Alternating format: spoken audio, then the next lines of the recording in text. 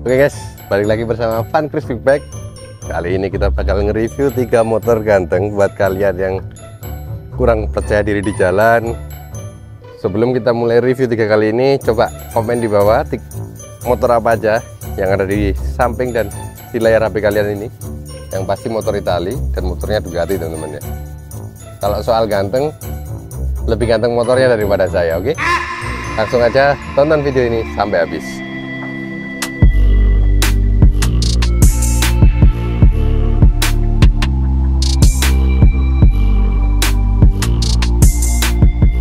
Oke teman-teman, nah di samping kiri saya ini yang pertama kita ada Panigale V4S teman-teman, tahun 2021.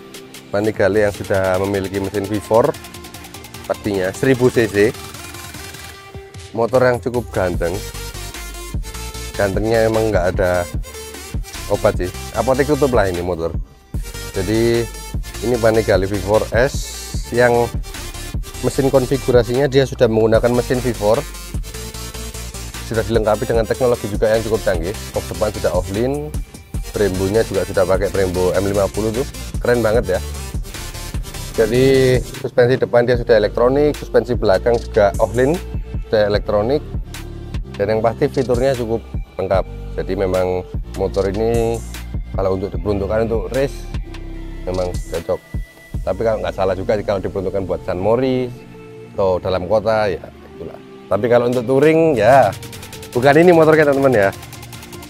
Nah di V4 ini dia sudah menggunakan velg, yang pasti velgnya dia sudah menggunakan Forget juga ini. Dia cukup ringan dan single arm ya teman-teman. V4 ini dia single arm, terus knalpot sudah diganti sama SC Project. Nah lanjut di sebelahnya kita ada generasi sebelumnya agak jauh sih.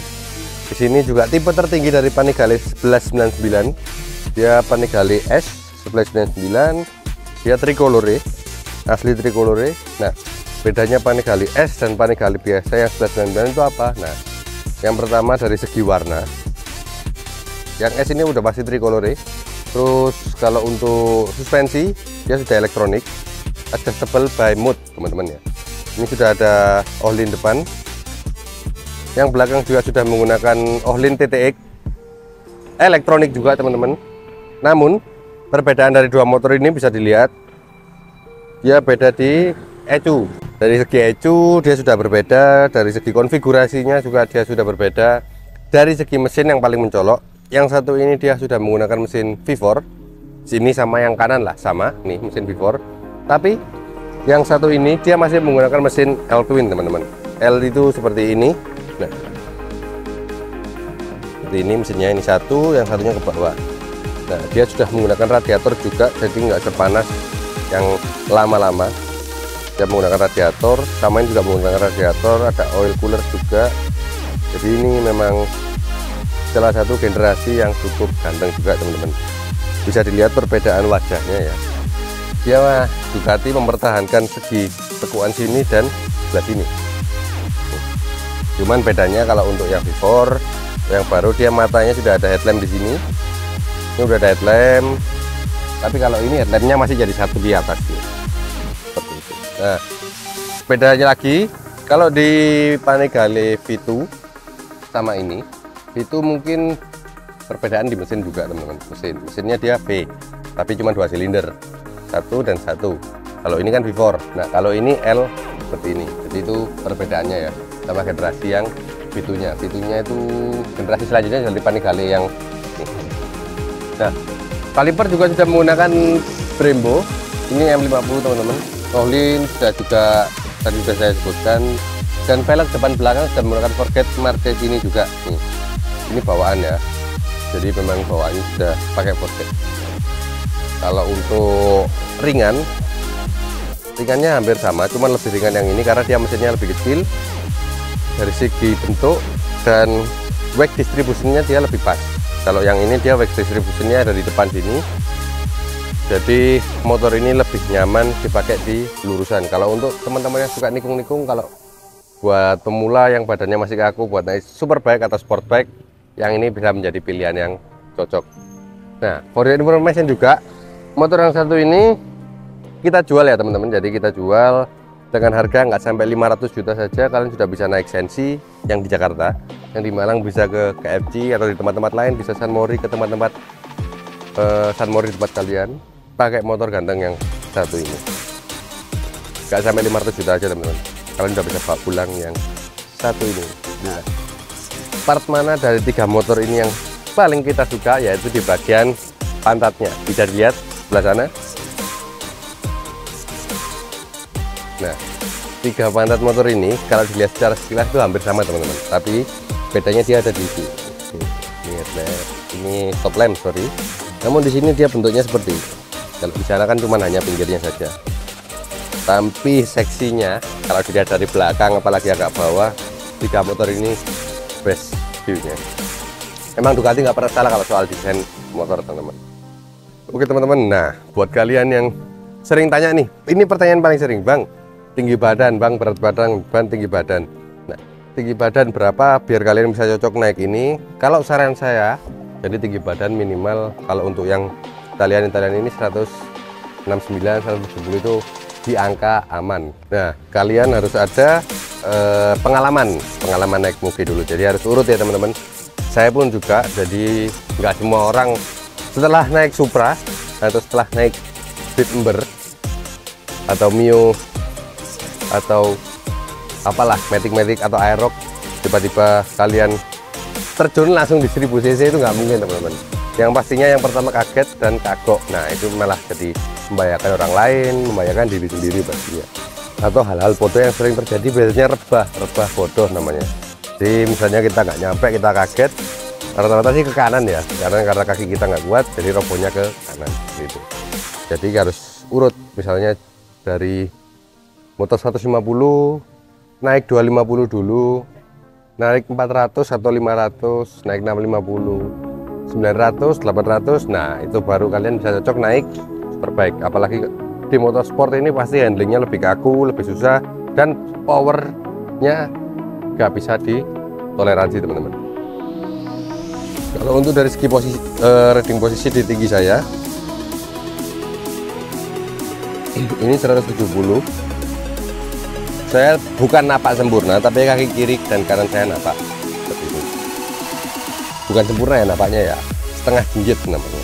Nah, kalau di satu sisi ya bisa dibilang napak, dan di sini ini lebih pendek daripada sebelahnya pastinya. Jadi dan posisi bahu dan panjang tangki yang di sini hampir sama dengan R6 yang lama teman-teman. Jadi hampir sama bungkuknya, dan stangnya juga untuk turunnya hampir sama. Jadi memang ya desainnya sporty banget. Kalau untuk buat nunduk pun pas. Nah, kalau teman-teman pernah naik ya R6 lah yang hampir sama. Tapi kalau untuk sama CBR 1000 yang 2018 itu beda, masih lebih nyaman yang CBR dan lebih ringan itu. Nah, kalau ini seperti ini, kakinya nekonya bakalnya nanti seperti ini. Ini rear set masih standar ya, rear set ini masih standar. Kalau untuk race mungkin bisa di sini. Ini masuk giginya di sini. Nah, kalau untuk standar gini. Jadi kalau untuk race otomatis kan lebih enak, lebih bentuk segitiga seperti ini. Oke, lanjut kita naik di V4S. Kalau di V4S ya, kalau ini 170 aslinya maksa teman-teman. Jadi kalau memang teman-teman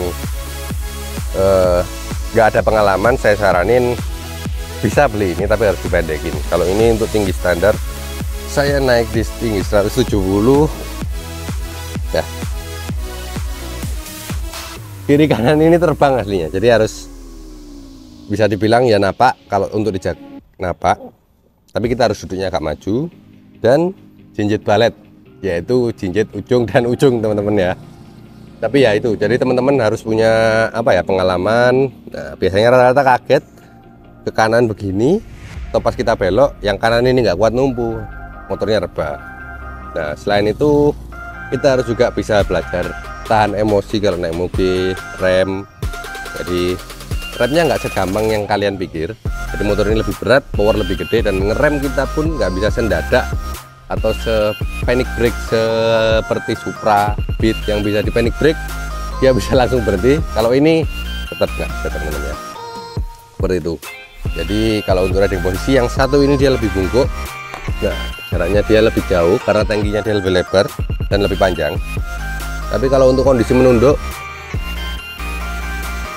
enak ini teman-teman. Mantap lah buat kalian yang hobi-hobi di Mandalika, dari motor 1000 cc yang powernya galak, dijamin. Tapi harus adaptasi dulu biar bisa dapat timer yang bagus di Mandalika. Oke teman-teman, mungkin cukup sekian kita bahas 3 motor seksi dan 3 motor ganteng dari Ducati ini.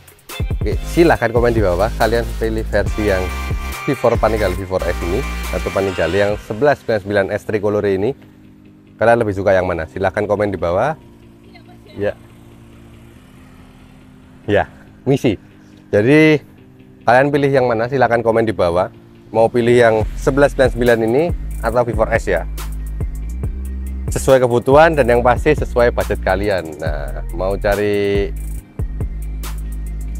motor buat pajangan ruang tamu atau motor San Mori atau motor track day, silakan hubungi kita di Instagram kita. Jangan lupa juga like, comment, dan subscribe channel kita ini.